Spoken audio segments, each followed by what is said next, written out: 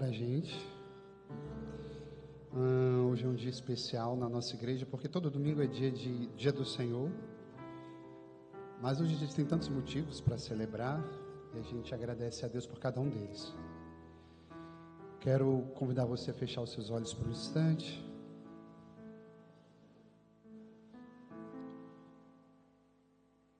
Pai do céu, acolhe-nos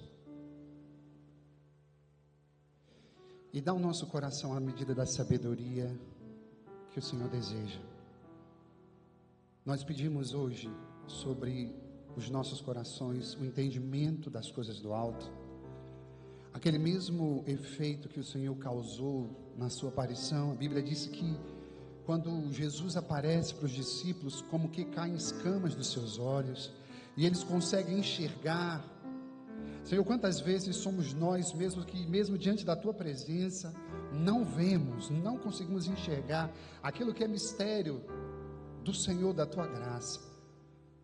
Senhor, por favor, não nos deixe sair desse lugar santo sem percebê-lo, sem tocar o mistério da tua palavra, sem ser alimentado, Senhor. O que nós oramos e pedimos com humildade nesse momento é: fala ao nosso coração, forma, dirige, e que essa palavra mude. Não queremos uma palavra que nos emocione, não queremos uma palavra que nos faça sentir arrepios ou chorar. Nós queremos ser uma palavra que seja capaz de mudar o íntimo de nós, no nível do Espírito. Pedimos essa graça. Libera o fluxo do teu amor sobre cada um de nós. É o teu amor que nos sustenta, é o teu amor que nos basta, e é isso que nós queremos hoje pedir, em nome do Pai, do Filho e do Espírito Santo, amém. Se você sabe, canta assim com a gente, esse refrão. O teu amor me sustentará, a tua graça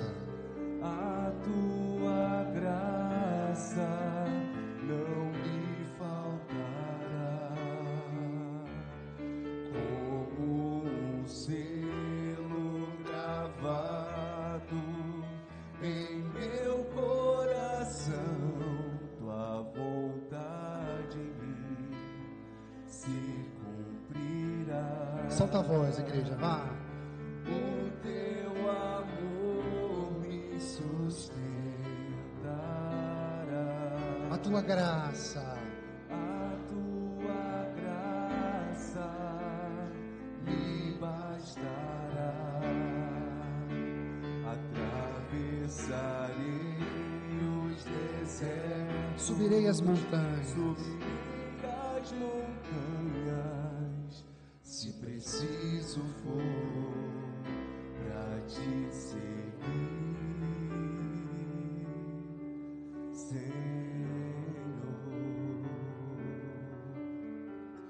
Hoje Deus quer perguntar a cada um de nós: você realmente é paciente?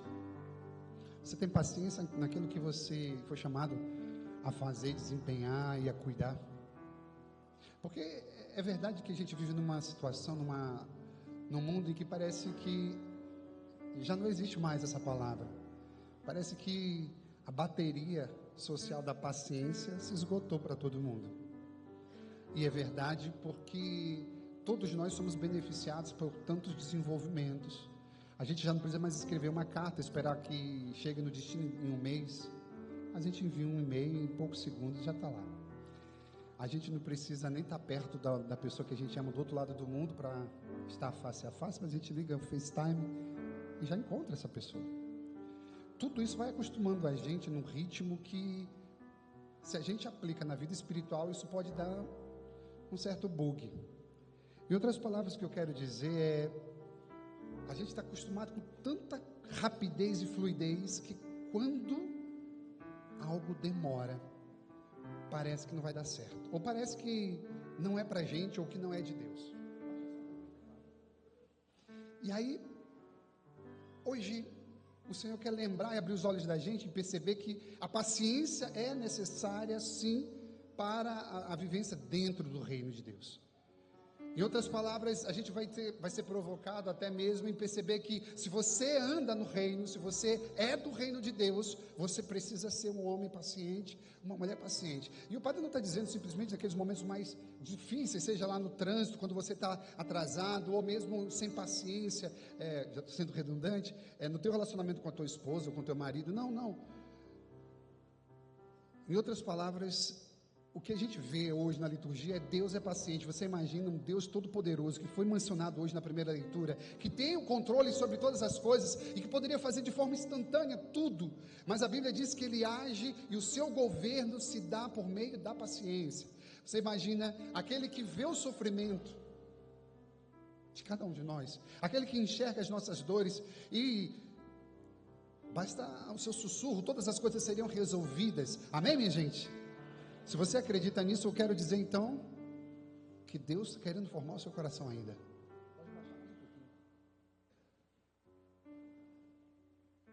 E fico imaginando, se a primeira leitura apresenta para a gente um Deus cheio de poder, e o ministério dele se desenvolve no nível de um tempo cadenciado de paciência.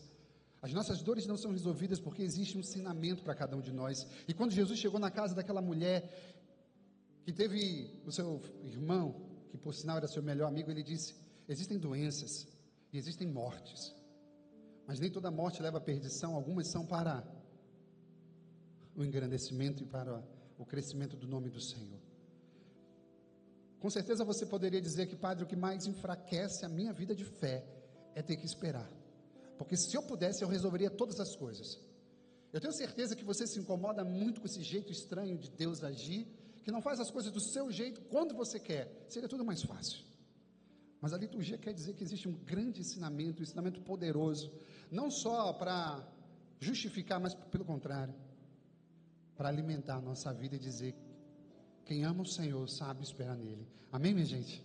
A Bíblia diz em Coríntios 13 que o amor tudo suporta, mas mais do que suportar, a Bíblia diz que o amor tudo espera. Em outras palavras, eu quero que chegue ao seu coração o que Jesus hoje quis explicar para a gente de 3 formas no evangelho de hoje.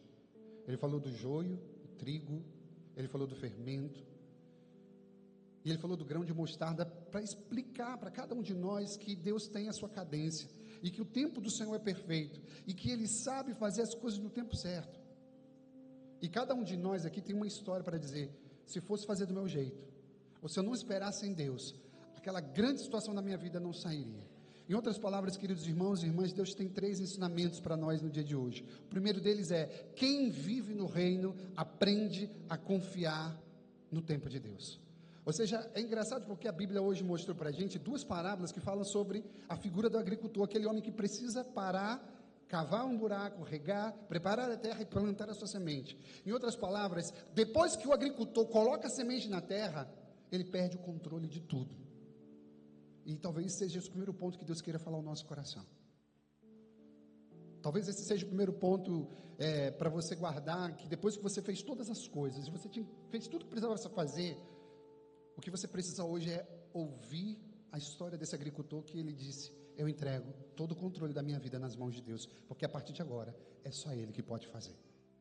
Queridos irmãos e irmãs, quando a gente escuta essa palavra, a gente também pode dizer: a gente perde o controle, e a gente quer isso, né? A gente sabe que lá na minha casa, se o meu filho não fizer desse jeito, se o meu esposo não fizer, se a minha esposa, e aí a gente começa a criar várias realidades que vai deixando mesmo pesado tudo. Mas eu lembro, queridos irmãos e irmãs, que há momentos na nossa vida que Deus pede que a gente faça alguma coisa, mas há momentos que Deus pede que a gente espere. E aí que sim que está o problema. Se Deus pede para você fazer, você vai lá e faz. E aí depois disso, Deus diz: espera. E por que para a gente é tão difícil esperar? Porque a gente controla. E a gente quer, de fato, dar a direção para tudo. E aí a gente lembra, sabe de quê, queridos irmãos e irmãs? De Nossa Senhora. Por quê? Porque ela tinha tudo que ela sonhou. A promessa de um casamento para uma mulher naquela época era um ponto máximo de sua vida. E de repente Deus diz: não, eu tenho uma outra história para você. Eu tenho que mudar a tua vida e você vai saber esperar. E ela diz sim. E mesmo sem as coisas acontecerem, ela dá o jeito de fazer o que ela precisa fazer. Em outras palavras, a gente precisa no dia de hoje guardar no nosso coração esse desejo. Se você vê a palavra que está escrita em Tiago, no capítulo 5, a Bíblia diz que o lavrador, ele guarda, ele semente e guarda o tempo esperando o precioso fruto. Isso significa que Deus nunca trabalha segundo o relógio da nossa sociedade.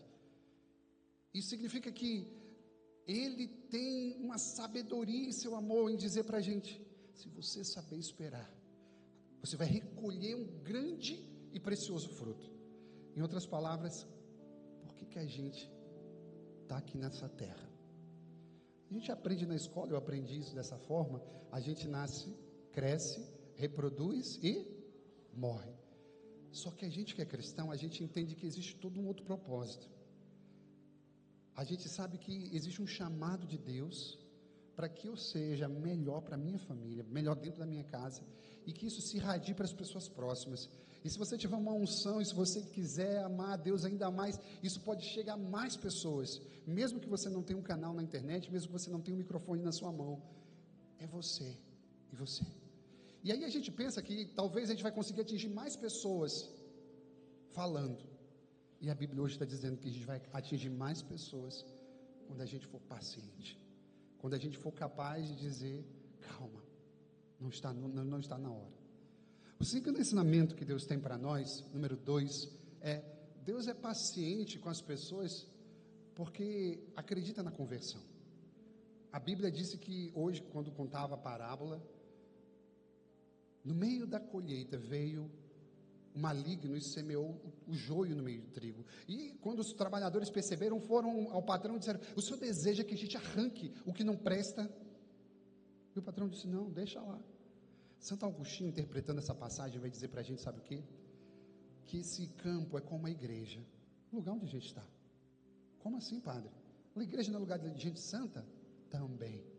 Santo Agostinho diz que dentro da igreja, assim como no campo, como no mundo, existem o joio e o trigo. E preste atenção, queridos irmãos e irmãs, nós temos a possibilidade de fazer crescer dentro de nós o amor de Deus mais do que o joio.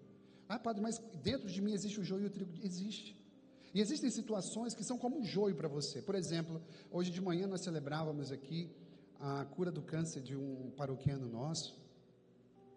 E quando eu pregava, eu queria dizer isso para ele, disse para ele no final: sabe de uma coisa?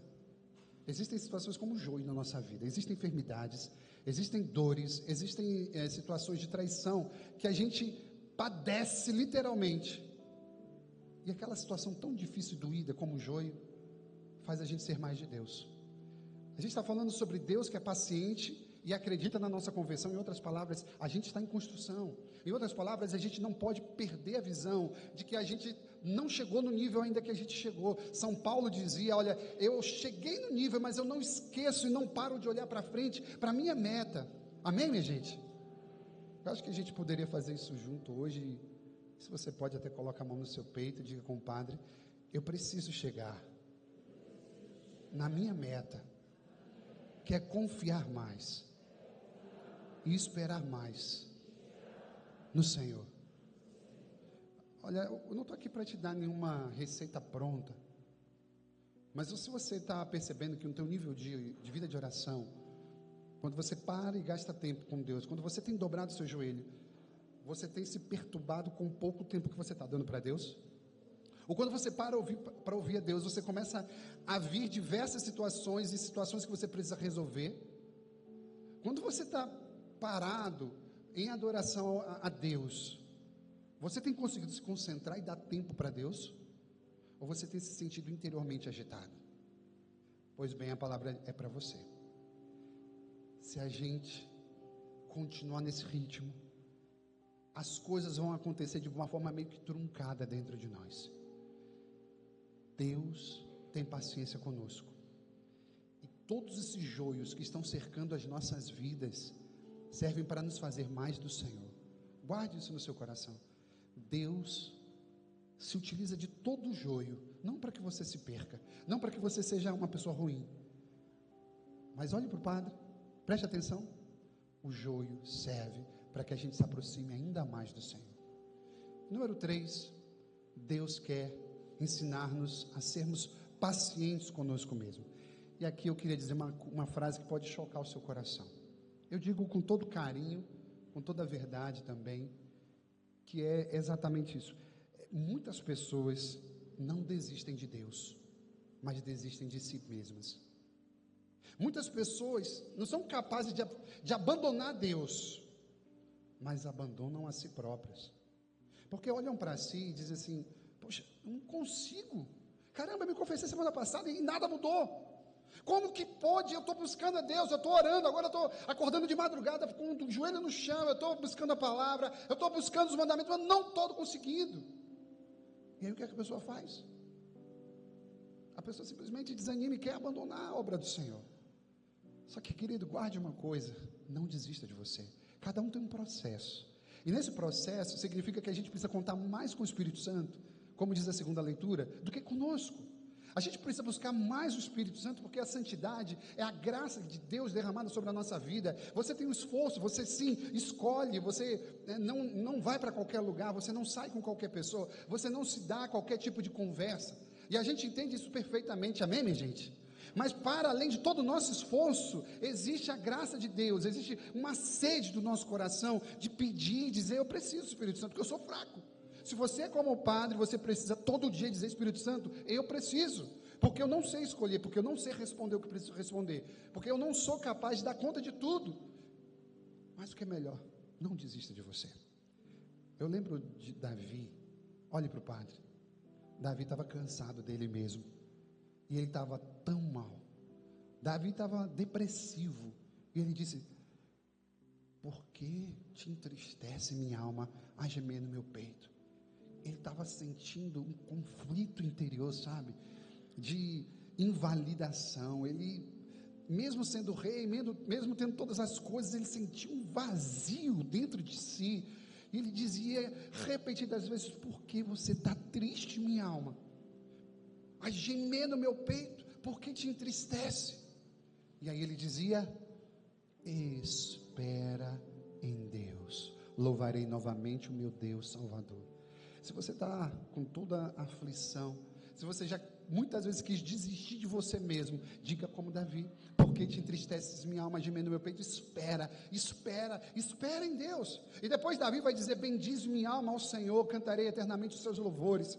E nesse ponto simples, Davi já nos ensina: está angustiado, está em dias mais difíceis, espera em Deus, louva e bendiz o nome do Senhor. Enquanto você espera em Deus, você bendiz o nome do Senhor.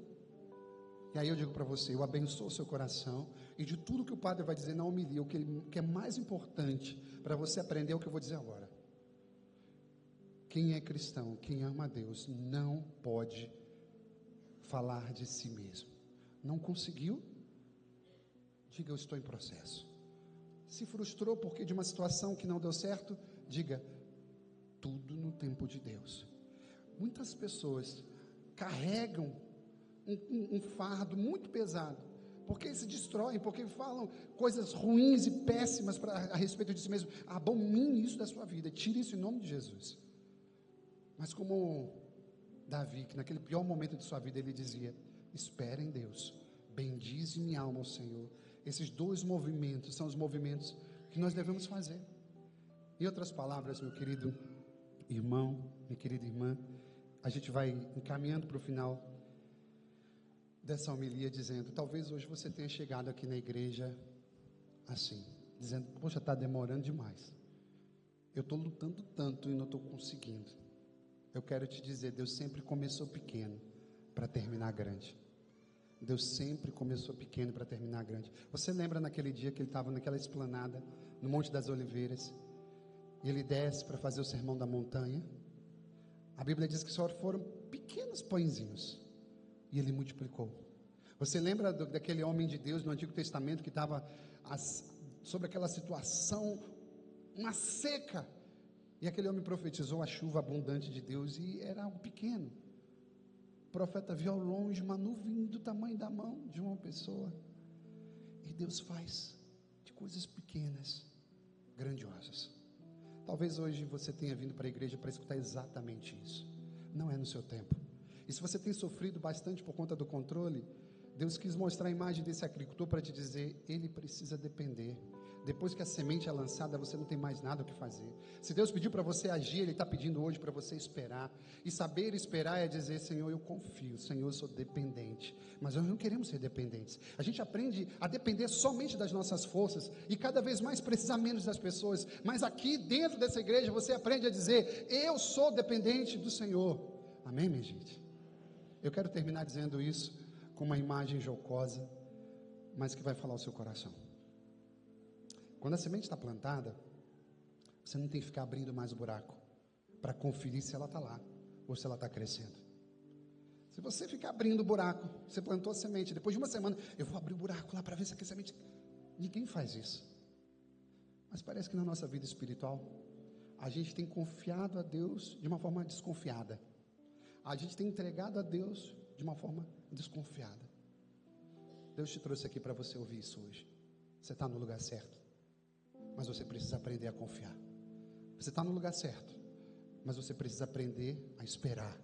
Você está no lugar certo, mas você precisa depender somente dEle. Em nome do Pai, do Filho e do Espírito Santo. Amém. Creio em Deus Pai,